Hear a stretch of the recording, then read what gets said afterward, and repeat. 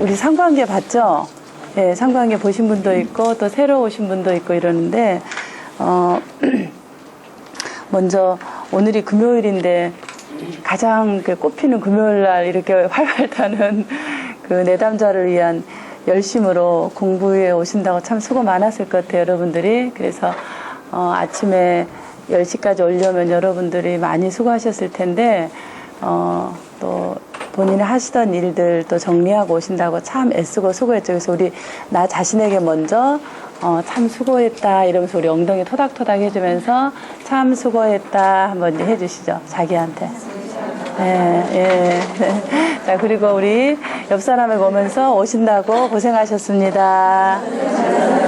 우리 뒤에 사람에도 서로 인사하시죠. 예, 오신다고 고생하셨습니다. 우리 물 건너 있는 우리 나라들에게 서로 오신다고 고생하셨습니다. 예, 저는 제가 어디서 온지 알죠? 예, 안산에 안 산다 하면서 사는 동네 서산의 동생입니다. 서산 여기가 형님네 안산이 동생네. 그래서 우리 센터장님 부르면은 네 하고 와야 돼요. 원래 이 지방 밑으로 안 내려오는데 우리 이제 센터장님께서 워낙 능력이 있으셔서 그냥 불러주시면은 와야 돼요. 그래서 저희가 안산에서 제가 아침에 4시에 일어나서 준비를 해서 첫 차를 타고 왔습니다. 그래서 원래 아침 제가 수영을 5시에 일어나서 수영을 하는데 오늘은 수영을 하고 오려니까 평택에서 차가 막히면 이 10시 시간을 칸닥칸닥 5분이 늦을 것 같아요. 저는 참 좋겠는데 그래서 좀 늦겠다 했는데 제가 약간 불안해서 안 돼서 그냥 2시간 전에 일찍 도착해서 시간을 애매하게 잡으셨어요. 머리도 좋아요. 그죠? 10시 타임에서 이러지도 못하고 저러지도 못하고. 그래서 이제 아침에 일찍 온다고 참 저도 고생했어요. 참 수고했다. 예. 그래서 오늘 여러분과 함께 사례 개념화에 대해서 같이 공부할 텐데 공부라는 게 우리가 하는 목적이 여러분이 하고 있는 현장에서 쓰고 도움을 받기 위해서 지금 아마 오셨을 것 같아요. 그럼 현장에서 도움을 받으려고 할 때 현장에 계신 분은 각각 있는 처소도 다르고 또 하는 업무도 다르고 또 배경도 다르기 때문에 이 강의의 수준과 강의의 이런 부분을 어느 정도로 맞춰야 될지 참 애매해요. 그래서 제가 센터장님께 여쭤보니까 다양각색한 분들이 오십니다. 이렇게 얘기를 하셔서 제가 시작하기 전에 강의하는 일단 준비를 했는데 여러분에 맞게 강의를 재구성하려면 조금 여러분하고 좀 소통을 해야 될 것 같아요. 그래서 좀 제가 몇 가지 좀 설문을 해볼게요. 그냥 자유스럽게 해주시면 될 것 같아요. 혹시 이제 사례 개념화에 대해서 뭐 강좌나 뭐 이렇게 수업을 좀 들어보신 분? 한번. 네. 이게 수업을 들어보신 분. 하나, 둘, 4분, 6분. 네, 6분. 6분. 그 다음에 심리검사, 지금 여기서 이따 사례해 줄 텐데, MMPI나 지능검사 이런 부분들을, 사례를 보고, 이렇게 좀, 이게 뭐다? 이런 것을 조금 실무에서 해보신 분. 이게 이게 뭐, 내담자가 MMPI 결과가 이렇다, 지능이 어떻다, 이것을 좀 보고 하실 수 있는 분. 제가 이걸 해야지 이거 높낮이를 제가 조정을 해야 돼서 안 그러면 제가 막 이거 외래어를 쓸 수가 없잖아요. 그래서 여러분하고 현지 소통을 하려고 지금 물어보는 겁니다. 예. 있으신 분 한번 손 들어 보시겠습니까? 너무 노골적이었나? 예, 한 분. 예, 그렇죠. 이제 손 드신 분은 제가 이제 중간중간에 계속 질문을 할 거예요. 지금 이제 이거를 이제, 이게 뭔가요? 하고 이렇게 물어봐요. 그걸 아시고 미리 손을 안 드셨나? 제 마음을 깨틀고, 이렇게. 그러면은, 사례 개념화하고, 제가 지금까지 여러분이 저한테 해주신 부분으로 사례 개념화하고, 심리검사 결과를 보고, 내담자에게 적용하는 것은 아직 좀 외래어 수준이네요. 그렇게 제가 좀 이해를 하면 될까요? 네. 왜냐면은, 현재 시점에서 잘 출발해야지 제가 소통을 할 텐데, 그러지 않으면은, 이게, 여러분이 되게 만족도가 떨어질 것 같아요. 좀 멀리서 왔는데. 그래서 오늘은 제가 그러면 가장 기본적인 개념을 설명을 좀 해주고 오후에는 실제 사례를 가지고 어떻게 현장에서 이거를 사용할 수 있는지에 대한 부분들을 진행하려고 합니다. 그러면 현장에서 사례나 상담을 직접 하고 계신 분, 그 부분 한번 손을 들었어요. 현장에서 내담자를 만나거나 상담을 이렇게 진행하신 분들. 전체적으로 다 진행을 하세요. 네, 아유, 그러면. 사례관리 실무자들이세요. 네, 그래요. 사례관리가 범위가 되게 넓어서 사례관리를 이렇게 인테이크만 하고, 그 다음에 이렇게 이렇게 행정적인 부분만 하신 분도 있고, 실제로 상담을 다 진행하고 계세요. 그러세요. 적극적으로 입을 여셔야 됩니다. 제가 입에 곰팡이 피신 분들은 시간 내내 곰팡이를 다 뜯어낼 겁니다. 자, 이렇게. 자, 그러면 사례 개념화할 때, 사례 개념화가 뭐냐 그럴 때, 이제 오늘 전체 강의의 그런 전체 여러분 교재를 보시면 돼요. 교재를 보고 교재 내용과 동일했어요. 그리고 제가 조금 설명할 때 저를 한 번씩 봐주시고 교재에 있는 부분하고 동일합니다. 근데 제가 교재 내용이 조금 책들이 어렵게 돼 있어서 최대한 쉽게 한다고 했는데 그래도 어려워요. 그래서 최대한 제가 쉬운 부분으로 설명을 해드릴게요. 이제 사례 개념화가 뭐냐 하는 부분에 대해서 전체적으로 설명을 이제 한번 해보겠습니다.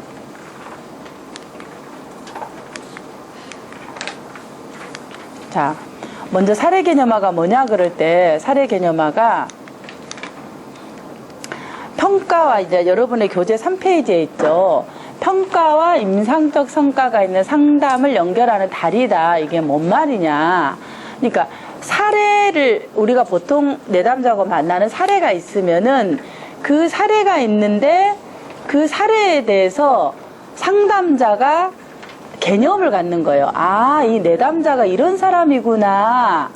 얘가 이런 어려움이 있네. 왜 일어났지 이런 문제가? 그럼 상담자는 무엇을 해야 되지? 이것을 개념이라 그런 말로 하는 거예요. 사례 개념화라는 말이 지금 제가 말하는 그런 사례에 대해서 하나의 큰 틀을 갖고 있어서 내담자에 대한 개념을 갖고 우리가 보통 그러잖아요. 뭐냐, 제 개념이 없어 이런 말 하잖아요. 그 개념 없다는 말이 물으면 적어도 어떤 자리에서 무슨 말을 해야 되고 다리를 뻗어야 될지 옹골해야 될지 서야 될지 이런 것들을 파악하는 게 우리가 쉽게 말하는 개념이 없다 이런 거잖아요. 그런 것처럼 내담자에 대한 개념이라는 것은 내담자에 대한 총체적인 그런 것들을 상담자가 알고 있느냐 이것을 개념하라 그래요. 쉬운 말로.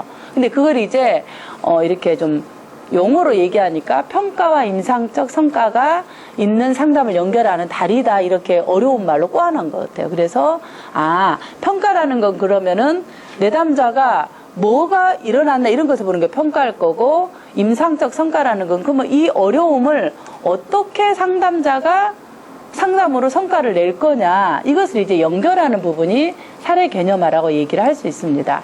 자, 그래서 그럼 이제 이걸 하기 위해서 상담자가 뭘 해야 되냐 그럼 우선 내담자에 대해서 정보를 알아야 되겠죠. 이 내담자가 어떤 내담자인지 예를 들어 자발적 내담자인지 비자발적 내담자인지 이용 가정인지 부모가 사별을 했는지 이런 게 다 정보라는 거예요. 정보를 모으죠. 그 다음에 이제 조직을 하는 거예요. 분류를. 이 내담자는 이런 어렸을 때에 이러한 애착의 문제의 내담자겠다. 이렇게 분류를 하고, 그 다음 내담자의 상황을 보면서 부적응적 패턴을 이해하는 거야. 그래서 얘가 항상 어려움만 있으면은 도망가고 숨어버리는 그런 패턴이 있구나. 이런 것들을 이해를 하는 거예요. 그리고 설명을 하는 거죠. 설명해서, 상담을 안내하고 초점 맞춰서 이제 참여를 예상하고 상담을 진행하도록 하는 전반적인 거를 사례 개념화다 이렇게 이야기를 합니다. 여러분들. 자, 그럼 이제 지금 말한 것들을 이제 하나하나 조금 더 구체적으로 얘기를 해보면 첫 번째 사례 개념화할 때는 모아서 조직한다 그래요.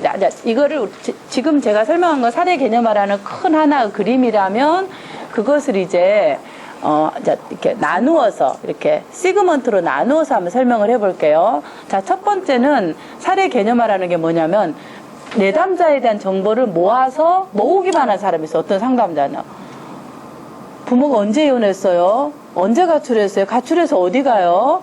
어렸을 때 학교에서 뭐 했어? 이런 정보만 계속 수집하는 상담자가 있어. 이거 뭐 한다? 모으기만 하는 거예요. 첫 회부터 끝날 때까지. 이게 근데 모은 목적이 뭐냐면 조직을 해야 돼요. 이게 모아서 조직하는 거예요. 그럼 이제 이 조직을 할 때 그 조직의 연결점이 있어야 해서 조직을 하잖아요. 그러면 이제 이 조직의 연결점이 뒤에서 나온 이론하고 같이 연결이 돼요. 그래서 정보를 모아서 조직한다. 그러면 이제 이 조직에 대한 것을 할 때 얘기를 들어서 이 내담자가 계속 우울했어요. 계속 지금 이제 상담에 왔을 때 우울해요. 그래, 이렇게 왔어요. 상담자를 방문할 때. 그러면 이제 내담자가 그럴 때 상담자가 생각할 때, 아, 우울해? 그러면은 너는 네가 우울하다 그러는데 예를 들어서 뭐 우울하다는 게 어떤 거야? 이 내담자가 생각한 우울이라는 것을 물어봐야 되죠. 왜냐하면 그럼 나는 아무것도 하기 싫어요. 밥도 먹기 싫어요. 이런 부분이 있고, 아니면 나는 항상 내가 내 자신을 생각할 때 나는 바보 같아요. 이건 벌써 우울 색깔이 다르잖아요.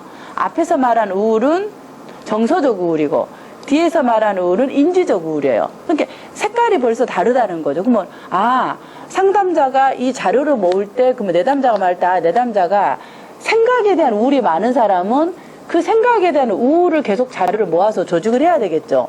그런 것을 사례 개념의 첫 번째 요소인 거예요. 자료를 모아서 조직한다. 자, 그 다음에 두 번째 설명한다.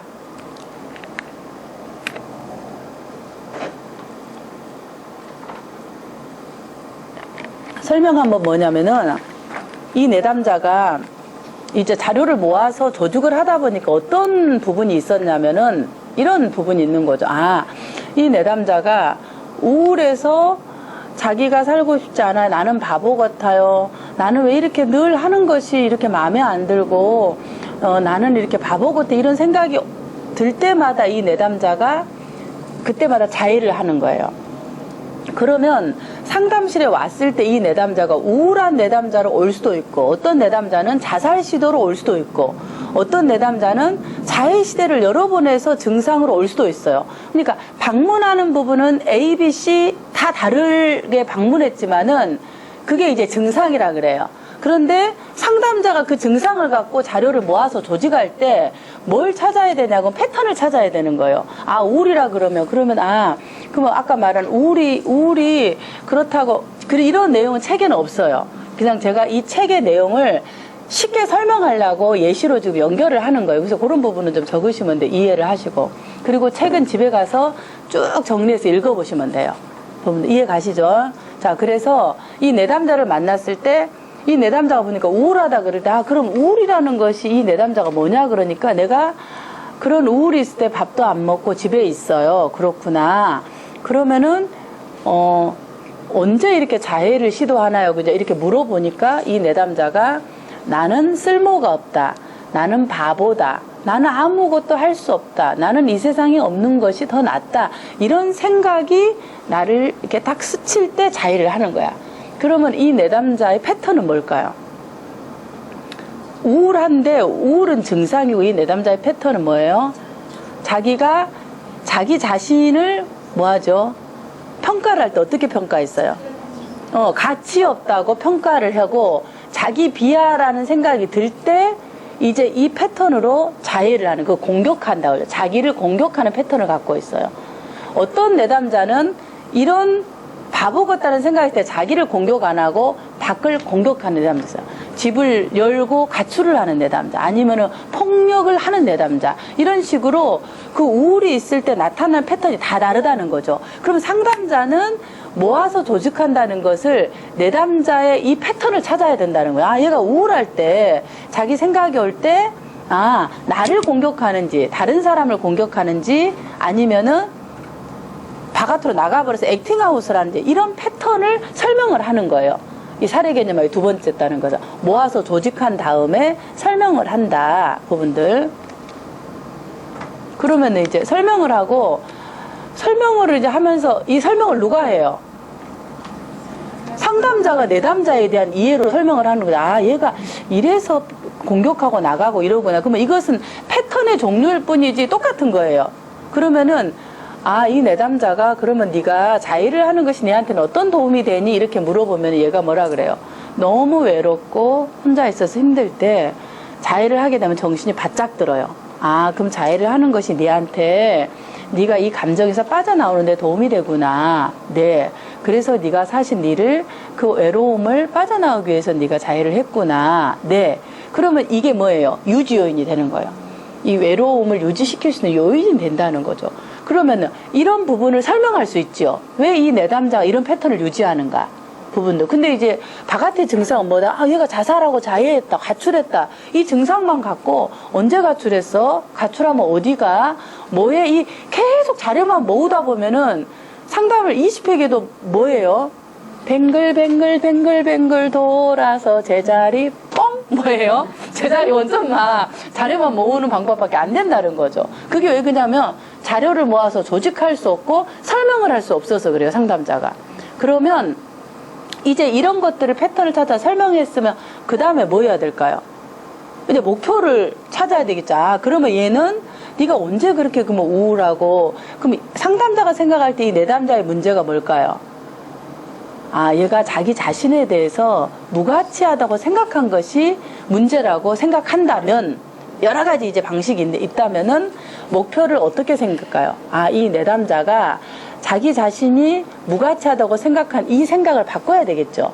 그래서 그거를 목표로 하는 거예요. 자기 자신의 자존감을 세우기. 그래서 나 자신이 괜찮다고 나 자신에게 스스로 인정하기. 이런 목표를 세우고 그 목표를 위해서 개입을 어떻게 한다? 내가 잘할 수 있는 부분들을 찾아서 시도해 보기. 이런 이제 구체적인 목표, 개입, 전략 이런 것들을 안내하고 초점하는 거죠. 사례 개념 안에서.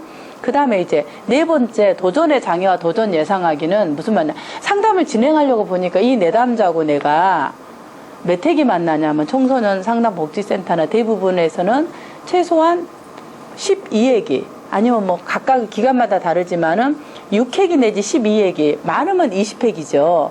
그럼 내가 이 내담자를 10번 만나는데 이 내담자가 너무 문제가 오래된 거예요. 언제부터 그랬니? 그러니까 초등학교 때부터 그랬어요. 근데 이 아이가 고등학교 3학년이야. 그럼 벌써 10년이 넘게 이 패턴을 유지했을 때 내하고 10번 만나서 이 아이가 어디까지 내가 끌고 갈 수 있는지를 그림을 그려야 되죠. 상담자가. 무작정 자료만 끄집어내서 돌려보낼 수는 없잖아요. 그랬을 때 도전을 생각해야 돼. 아, 이 내담자가 내가 10번 만났을 때 끄집어만 낸다 그러면 이 아이가 되돌아갈 때 힘들겠구나. 그러면 우선은 예상되는 게 뭘까요? 이 내담자가 끄집어내면은 저항이 생기겠구나. 양가 감정이 생기겠네. 이런 것들을 예측을 하는 거예요, 상담자가. 그래서 이건 큰 그림이지만 나하고 적어도 10번을 만난다 때 나는 이 아이의 자기가 왜 이런 자해를 하고 있는지에 대한 자기 자신에 대한 것을 인식하는 것까지만 상담을 진행하겠다. 그렇게 이제 예상을 하는 거예요. 그것이 뭐냐 그러면은 이 상담을 진행하는 도전의 장애와 도전 예상학이라는 부분인 거죠. 그 말을 이렇게 어렵게 써놨어요. 그리고 이제 마지막에 그러면 10회계 종교를 한다 그럴 때 내가 더 상담을 진행할 수 있을지 종결할지 어떻게 이 아이를 상담을 종결한 후에 뭐 이렇게 의뢰를 해줘야 될지 이런 것들을 이제 예상을 하는 거죠. 이까지가 뭐냐 사례 개념화의 큰 부분 안에 들어가는 거예요. 근데 이제 선생님들께서 지금 5번까지의 사례 개념화에서 주로 어디까지 하신 것 같아요, 내가? 여러분 스스로가 아마 이제 자기를 측정해 보세요. 아, 나는 사례 개념화를 할 때 어느 부분까지 좀 했을까? 예, 자, 눈 감아 보세요, 전부 다. 다 그대로 눈을 감아 보시고, 네. 자, 나는 사례 개념화를 할 때 주로 어느 부분까지 했는지 손가락으로 1, 2, 3, 4, 5에서 한번 오른손에서 아무거나 한번 좀 표시를 해주세요. 자, 하나, 둘, 셋.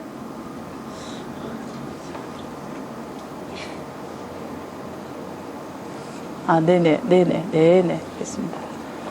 감사합니다. 예. 아이고, 수준이 높으셔서 제가 좀 수준을 올려도 될 것 같습니다. 그분들. 자, 4, 5, 3, 4가 되게 많네요. 3, 4가. 이렇게.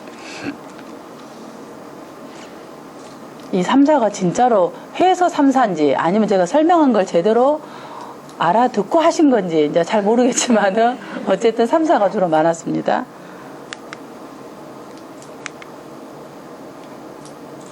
자, 그래서 지금 다시 한번 사례 개념화에 대한 부분을 나왔는데 쉽게 말하면 사례 개념은 뭐다? 상담을 진행해 나갈 때 뭐라고요? 지도다. 맵이다 이렇게 생각하시면 될 것 같아요. 지도를 가지고 내가 상담을 해 나가는 부분이다. 그렇죠. 그걸 어떤 책에서는 이렇게 표현해요. 이 내담자의 심리, 대인관계, 행동 이런 문제가 왜 생겼나, 그리고 뭐 때문에 유지됐지, 이 내담자의 강점은 뭐지, 그래서 어떻게 이 문제를 해결하지, 이런 것을 수립하는 거다 이렇게 이제 얘기하는 거죠. 자, 그러면 이제 사례 개념의 요소가 되게 많이 있죠.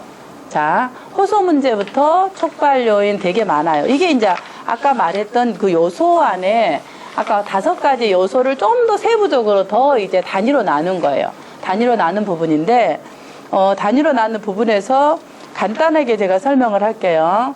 자, 호소 문제 그럴 때 호소 문제라는 것은 내담자가 얘기하는 거예요.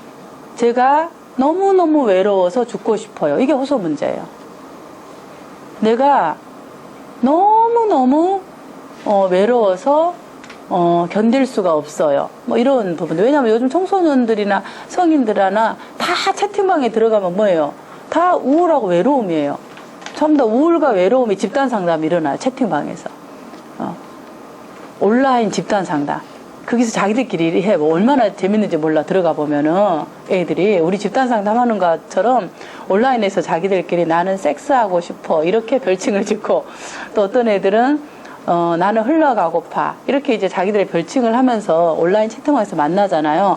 이제 본인들끼리 얘기하지만은 자유로운, 제가 볼 땐 집단 상담 형식으로 지도자가 없이 그렇게 하는 거죠. 이제 그런 것처럼 호소 문제가 있다. 호소 문제. 자, 그다음 촉발 요인은 뭐냐 그러면, 촉발이라는 것은 이 내담자가 갖고 있는 패턴이 있는데 그 패턴이 활성화된 거예요. 그래서 호소 문제를 일으키는 자극이 촉발 요인이에요.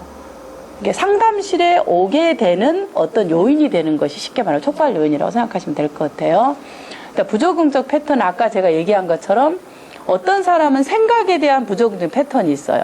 어떤 사람은 행동에 대해서 패턴이 있고, 어떤 사람은 또 지각에 대해서 패턴이 있어요. 그래서 이제 이 부조긍적 패턴은 별로 내가 도움이 되지 않는 삶의 양식에 해당되는 부분이 부조긍적 패턴이다.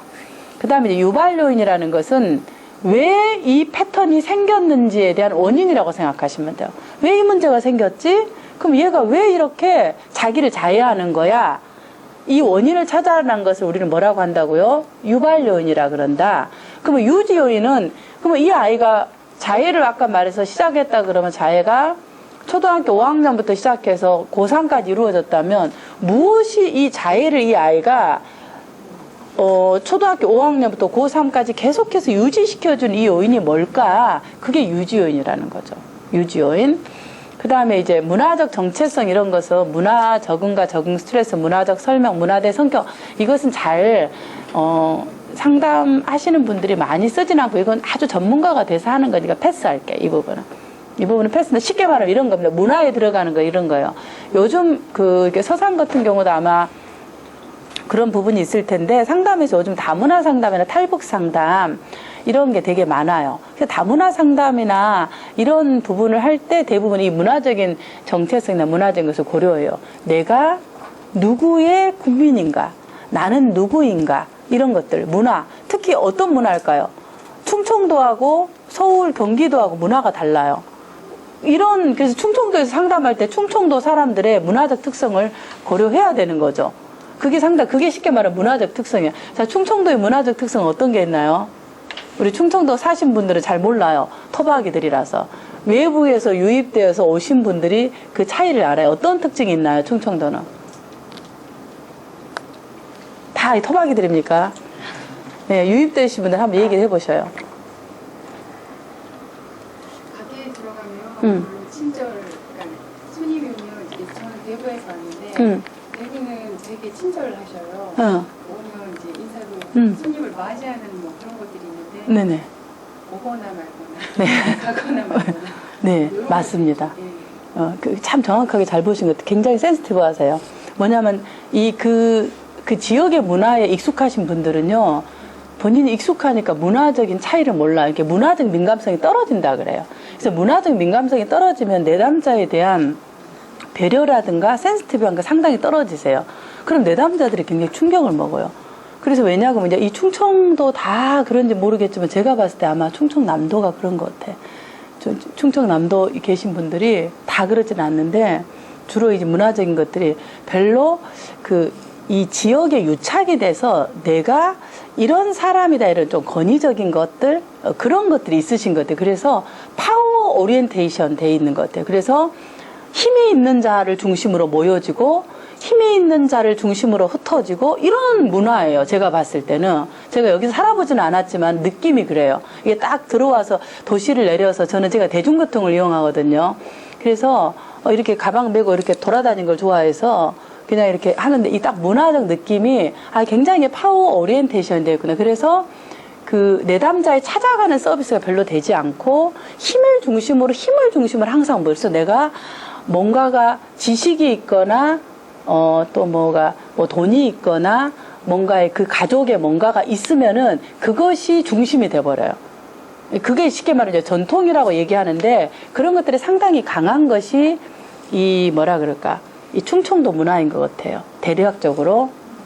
그리고 앞에서 말한 것과 뒤에서 말한 것이 명료하지 않게 앞에서는 좋아요. 그런데 뒤에 가서 완전히 딴소리하고 아주 그냥 뒤통수 치고 이런 부분들 너무 적응이 안 되는 부분이죠. 이제 그런 부분들이 이 충청도의 그런 그 문화적인 차이가 아닐까 싶어요. 그래서 이제 원래 계신 분들은 같은 이렇게 하니까 모르는데 외부에서 유입되신 분들은 상당히 적응하기가 힘들어요. 특히 상담자끼리는 괜찮은데 내담자가 이 안에 들어오는 것은요. 이 문화의 땅을 내리지를 못하고 그냥 배척해버려. 특히 학교 문화라는 것은 더더욱 그래. 민감하기 때문에. 그래서 상담자들 이 문화에 대한 이 부분들이란 거, 컬처라는 건 그런 거다. 북한 아이들이 우리 오면 적응하기 힘들듯이 같은 우리나라 도 안에서도 그런 것이 상당히 심해요. 그래서 상담을 할 때 내담자가 이사를 했다 그러면 그런 것들을 살펴봐야 돼요. 어느 지역에서 어느 지역으로 왔나 이런 것도 상담에서 굉장히 중요한 요인을 미쳐요. 적응 못하는 그런 것. 왜냐하면 기존에 있던 파워 있는 사람들이 밀어내버리잖아요. 그래서 새로운 사람들이 이 유입되는 거에 대해서 굉장히 힘들잖아요. 그러나 당진이나 저쪽 경기도에 근접해 있는 충청도는 또 달라요. 굉장히 거기는 빠르게 새로운 사람들을 유입해서 이렇게 믹서가 되면서 문화적인 것들이 빨리 이렇게 돌아가요. 근데 이제 그러지 않는 부분에서는 기존을 중심으로 새로운 사람들은 그냥 너희들이 적응하든 말든 와라 이제 이런 어떤 파워 오리엔테이션 된 부분들이 상당히 많이 있는 것 같아요. 어떻게 제가 이걸 알겠어요? 제가 전국에 있는 상담 교사들이 저한테 슈퍼비전을 받으러 오잖아요. 슈퍼비전을 받으러 오고 또 내담자를 또 와서 이렇게 자기 자녀 문제로 저한테 와서 상담을 받아요. 가족 상담. 그러면은 대략적으로 충청도권, 제주도, 요즘 제주도 좀 괜찮았어요. 가장 이런 우리가 한국말로 말하면 텃세라고 하는 부분이 가장 심한 것이 충청도 부분인 것 같아요. 그래서 견뎌내지를 못하는 거예요. 외부 유입된 사람들이. 그거는 우리 이 길을 망하려고 하는 부분이라고 생각해요. 그래서 이제 그런 것들이 상당히 많이 있었던 것 같아요. 그래서 이제 제가 오늘 이 자리를 통해서 얘기한 게 이제 이 문화적인 정체성이 나와서 그런 얘기를 지금 드리는 거죠. 그래서 상담자는 그런 문화적인 센시티브한 부분에 이렇게 받아들여야 한다. 그래서 조금 내담자가 오면 내담자 눈높이에 나가서 사실은 맞이하고 들어오게 해야 돼요. 상담자가 앉아서 내담자를 맞이하는 것은 과거 프로이드의 전통적인 상담에서만 가능한 거예요. 요즘은요, 찾아가는 서비스를 해야 돼요. 내담자가 오면은, 어서와. 그리고 사실, 나가서, 몸 바깥에 나갈 때까지, 사실은, 나가서 잘 가, 다음에 보자. 이렇게 사실은 따뜻하게 해주는 것이 그 내담자에 대한 어떤 섬세한, 같은 눈높이에 대한 상담자의 자세거든요. 그게 이제 문화적인 차이에서 오는 거다. 자, 그 다음에 상담의 목표. 위에 적응적 패턴이 뭐냐. 적응적 패턴은 뭐냐면, 아까 위에서 말한 부적응적 패턴이 있었죠. 그거하고 좀 다른 개념이라고 생각하시면 돼요. 부적응이란 말은 적응을 못해서 생기는 패턴이니까 적응적 패턴은 좋은 거예요. 그러니까 상담의 목표는 뭘까요? 부적응적 패턴을 뭘로 바꾸는 걸까요? 적응적 패턴으로 바꾸는 거예요. 그러니까 적응적 패턴은 뭐냐면 이 내담자가 힘들고 내가 외롭고 너무 괴로워도 내가 그 어떤 이 패턴에서 어떻게 한다? 힘들 때 일어나서 뭐 한다? 힘들어 딱 이제 나는 쓸모없어 이런 생각이 딱 자동적 사고로 들어. 그러면 어떻게 적응적 패턴 나요? 내 머리를 하나 뽑아버린다. 이런 식으로 하는 것은 이 사람이 적응하게 한 패턴이라는 거죠. 이렇게 상담이 바꾸어진다는 거죠. 네가 자동적 사고로 나는 쓸모없다는 생각이 들 때 어떻게 한다?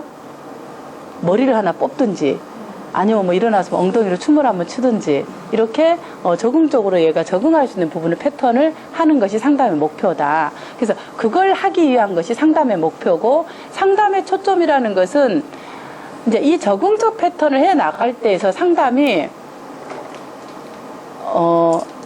목표가 이 내담자를 말하면 되게 많이 있겠죠. 근데 이 상담의 목표를 내가 10회기 안에 5회기 안에 다 다룰 수 없어요. 그럴 때 상담자는 어떻게 할까요? 핵심적으로 초점적으로 내가 해 나가야 될 것을 들고 가야 돼요. 그게 뭐다? 상담의 초점인 거예요. 내가 그러면은 이 상담에서는 이 내담자가 자기 자존감도 높여야 되고, 그다음 부모와 관계도 회복해야 되고, 자기에 대해서 감정도 표현해야 되고, 여러 가지 상담 목표가 있는데, 나는 10회기 상담에서 어떤 거를 초점한다? 자기 자신을 세워주는 이 부분에 대한 것을 초점화해서 상담을 진행하겠다 그러면 그것이 상담의 초점화가 되는 거죠. 부분들. 그 다음에 상담 전략은 이걸 위해서 상담자가 어떤 전략을 쓰고 어떤 개입을 할 것이냐. 아까 이제 상담의 장애물 이런 부분 아까 제가 이제 얘기를 했었죠. 이 아이는 계속 자기 자신이 이렇게 자아가 너무 약한 거예요. 너무 약한 내담자들은 상담을 할 때 조금만 직면을 시켜버리면 어떨까요? 상담을 드랍해버려, 중간에. 그러니까 그게 상담의 장애물이 되니까 뭔가에 개입을 하기보다는 상담자는 이런 내담자에게 지지를 해주고 이 아이가 상담에 오도록 하는 것이 첫 번째 목표일 내담자가 있어요. 그런 경우는 상담의 장애물이 뭘까요? 이 내담자가 다른 사람의 말을 못 들어요. 그럴 때는 계속 어떻게 하나 지지를 해줘야 돼요. 이 자아가 생길 때까지. 그것이 상담의 장애물이다. 그 다음에 이제 문화적 상담 개입은 아까 이제 제가 말한 것처럼 그런 부분, 상담의 예우는 그러면 상담을 이 내담자가 빨리 조기 종결할 수 있겠다. 그래서 상담자는 내담자에게 조금 더 지지적인 측면으로 상담을 진행해야 되겠다. 이런 것이 이제 상담의 예우가 되겠습니다. 지금 제가 설명한 예시적인 부분들을 이제 지금 책에 나와 있는, 여러분 교환에 나와 있는 이 부분들로 제가 이제 예시적으로 설명을 해드렸습니다. 자, 이게 이제 사례 개념화에 했던 작은 부분의 예시가 다 들어가는 거예요. 이 부분들이.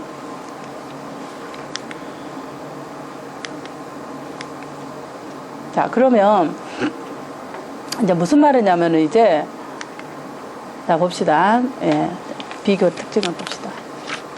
자, 지금 우리가 사례 개념화 요소를 17개까지 쭉 다 했었는데 이거를 이제 우리가 조금 이제 큰 구성으로 보면 어떤 말이냐면은 이제 처음에 내가 우울해서 죽고 싶어요. 우울해서 제가 견딜 수 없어요. 이렇게 하면서 이 아이가 학교를 그만뒀어요. 자퇴를 했어요. 이게 촉발 요인이 되겠죠. 자퇴를 하고 얘가 힘이 들면 항상 뭔가를 그만둬버려요. 지금 그 부분 1, 2, 3까지 하는 부분은 뭐냐 그러면 상담자가 생각할 때 진단적 공식이라 그래요. 진단적 공식은 무슨 말이냐면 이제 쉬운 말로 하면은 무슨 일이 일어났지 이 말이야. 얘한테 무슨 일이 일어난 거야. 우리 쉬운 말로 이 말이야. 뭐가 일어났어 이 말이야. 근데 그것을 조금 이제 뭐 용어로 바꾸면 뭐라 그런다? 진단적 공식은 이렇게 진단을 한다 이 말이에요. 얘가한테 무슨 일이 일어나서 얘가 이런 거야. 우리가 보통 이것을 진단을 한다 그래요. 진단적 공식하다. 자, 그 다음에 이제 진단을 했으면은 얘가 무슨 일이 일어났냐 그러면은 얘가 우울하구나.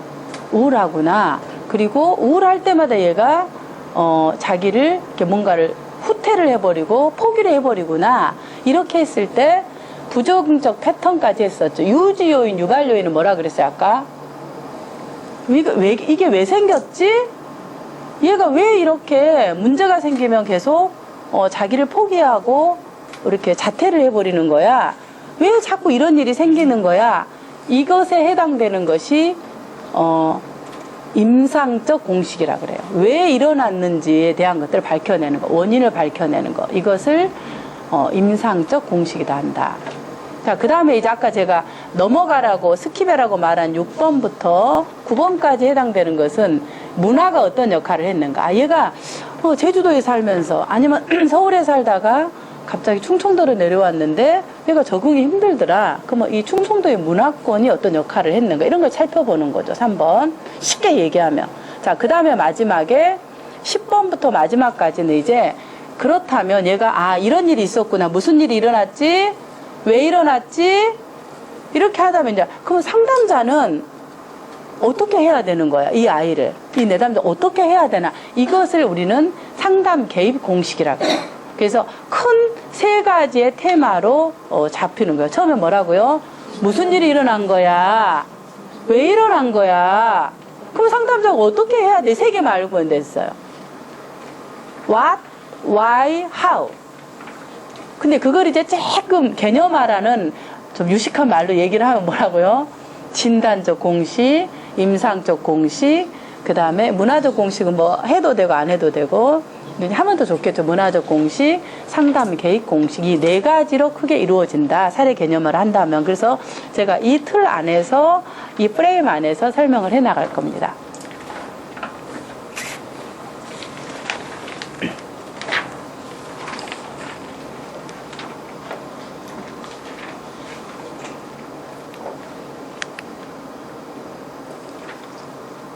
자, 그러면 이제 아까 했던 앞부분 한번 다시 봐보셔요. 그 페이지 10페이지에 나와 있는. 그럼 이제 조금 이제 다시 이제 정리를 해놨는데, 진단적 공식을 쉽게 말하면 진단한다 그랬죠. 뭐가 일어난 거야? 뭐가 일어났지? 이렇게 할 때 이것이 어떻게 하냐 그러면은, 여러분 DSM 그 정신장애 축 다 아시죠? 지금 몇 번까지 왔죠? 8번? 네. 5까지 왔어요. 그래서 DSM-5의 진단을 기준으로 살펴보는 것을 진단적 공식이라고 보면 돼요. 쉽게 말하면. 그래서 얘가 무슨 일이 일어났어 하고 볼 때 그 기준이 있어야 될 거잖아요. 그러면 그 기준을 내 마음대로 얘가 우울이다 그런 게 아니라, 얘가 보니까 지금 얘가 주요 우울장애에 해당된다. 왜? 얘가 이렇게 막 밥도 먹기 싫고 바깥에 안 나고 이게 2주 이상 계속 이런 우울한 증상들이 2주 이상 지속이 되더라고. 그럼 얘가 주요 우울장애에 들어간가?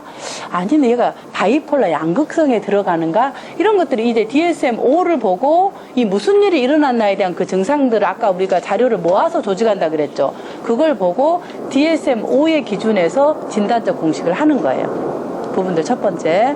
그 다음 2번째. 임상적 공식은 아까 어디에 해당된다 그랬죠? 임상적 공식은 왜 일어난 거야? 무슨 일 때문에 얘가 일어났지? 이런 거야.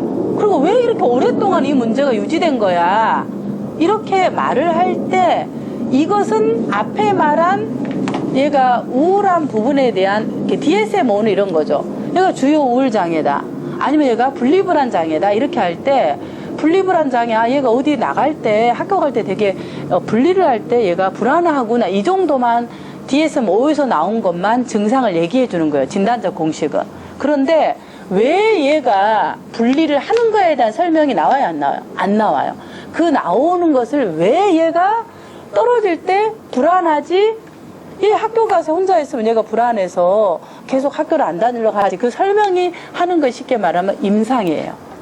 임상적으로 공식하는 거죠. 왜 일어났는지에 대한 원인을 얘기하는 부분이다. 자, 그 다음에 이제 문화적 공식은 아까 얘기한 것처럼 문화 적응 스트레스. 문화 적응 스트레스는 되게 재밌는 게 같은 대학생 그거 문화도 이제 충청도하고 경상도 문화 다르잖아요. 경상도는 또 완전히 막 그랬나 안 그랬나 이러면서 막 아주 그냥 막 막가파처럼 나가잖아요. 그러니까 처음에 가면 막 했나 안 했나 이 소리 막 하이 레벨 톤이 적응이 안 되는 거예요. 경상도는. 그런데 이제 서울에서 대학을 다녀본 아이들은 학교하는 대학생 안에서 또 이 문화가 있어요. 그래서 얘가 학교에서 우울하다고 왔는데 아무리 상담자가 얘를 봐도 우울할 이유를 못 찾는 거야. 부모도 얘가 건강하게 했고 대학생활도 잘했고 근데 얘가 대학원에 가서 우울하고 학교 생활이 힘들고 너무 힘들다 우울한 거야. 그럼 얘가 왜 우울해 돼야 됐는지에 대한 설명을 잡아내야 되는데 진단적 공식까지 나왔는데 임상적 공식으로 설명이 안 되는 거예요. 그게 설명이 되는 게 뭐냐면 아까 말한 문화적 공식이요. 그러면 뭐냐고, 아, 이 문화적인 컬처를 찾아봐야 돼. 아, 그러면은, 대학을 이제 보니까 이 아이가 대학을 신촌이 아닌 다른 지역에서의 대학을 나왔어요. 그리고 이제 대학은 어느 지역이 있노? 서울의 신촌에 있는 대학원 지역을 간 거예요. 근데 신촌에 있는 대학원 중에서 이제 연대 그쪽에는 되게 좀 부르주아총이 많이 이렇게 학생들이 가요. 그래서 같은 대학 생활을 하더라도 내가 경제적으로 조금 어렵거나 이런 학생들은 그 문화에 적응하는 것이 힘들어요. 왜 그러냐면 별게 아니에요. 밥 먹고 우리 그냥 밥 먹으러 가자 그러는데 밥을 먹으러 가는데 우리 보통 밥 먹으면 구내 식당에서 3,500원, 4,000원 이렇게 먹잖아요. 대학생들이. 대학원생도 그렇고 보통 그게 일반이에요. 근데 이 얘네들은 밥 먹으러 가자 하는데 어디 가요? 뭐 그냥 기본이 3, 4만 원에서 안 돼. 그냥 먹고. 그 다음에 뭐 한번 뭐죠 이게? 뭐 모임하자 그래 가서 모임하면 뭐 이상한데 뭐 썰면서 먹고 뭐 한 잔 먹는데 돈이 나와요. 근데 그 문화 안에서 빠질 수가 없잖아요. 아까 계속 그 스터디도 하고 모임도 하고 그리고 계속 그런 교수님하고 미팅도 하고 이런 부분들이 그렇게 이루어지고 이렇게 되는데 그것을 한 4년, 2년을 그 생활한다 그러면 누가 뭔가를 왕따를 시킨 것도 없어요. 근데 그 문화적인 그 삶의 스타일이 다른 거 있잖아요. 그것들이 상당히 우울하게 만들어요. 그래서 내가 왠지 좀 이렇게 없어 보이고 내가 뭐가 모자라 보이고 얘는 왠지 내가 지금까지 괜찮은 사람으로 살았는데 왠지 그 지역에 가면은 뭐예요? 뭐가 좀 부족한 것처럼 보여지는 그런 상대적 우울감 있죠. 이런 것들이 상당히 많이 찾아와요. 그래서 우울감으로 호소하면서 적응이 힘들어갖고는 너무너무 힘든 사람들이 상대적으로 많아. 이런 것은 뭘 보냐고 하면 지금 말하면 어떤 걸 봐요? 문화적 공식을 보면서 충분히 그럴 수 있겠다. 대학 생활에서 살았던 끈끈한 정이 있어야 되는데 그 부모님의 얘기를 하는데 여기는 전부 다 막 교수고 의사고 뭐고 뭐 이러니까 이게 우리 얘기를 하려고 하는데 왠지 이렇게 섞일 수 없는 그런 문화적인 것을 내 스스로가 느낀다는 거죠. 그런 것들이 상당히 문화적인 이런 그 다름에 대해서 차이에 대해서 느끼는 상대적인 우울감들이 상당히 많이 호소합니다. 찾아오는 거 보면은. 그래서 이제 그런 것들을 이렇게 알아내야 돼요. 진단적 공식.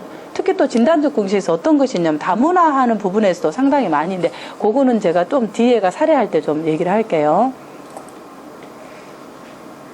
그 상담 개입 공식이 이제 그럴 때 어떻게 이제 개입을 해야 되나 할 때 이런 문화적 공식에 대한 것들을 조금 이해할 수 있도록 그 신촌의 문화 아니면 자기가 살았던 문화에 대해서 어떻게 겪고 적응하고 살았는지에 대한 이야기들 하면서 상담 개입 공식들을 해 나가는 것이 전체적인 사례 개념화의 구성 요소라고 볼 수 있습니다. 이렇게 잠깐 쉬었다가 하겠습니다. 자, 쉬는 시간에 조금 이것들을 알아야 그 다음 것들이 넘어가요. 오전에 이걸 알아야 오후에 사례들을 같이 하시기 때문에 조금 머릿속에 정리를 하시면 될 것 같습니다.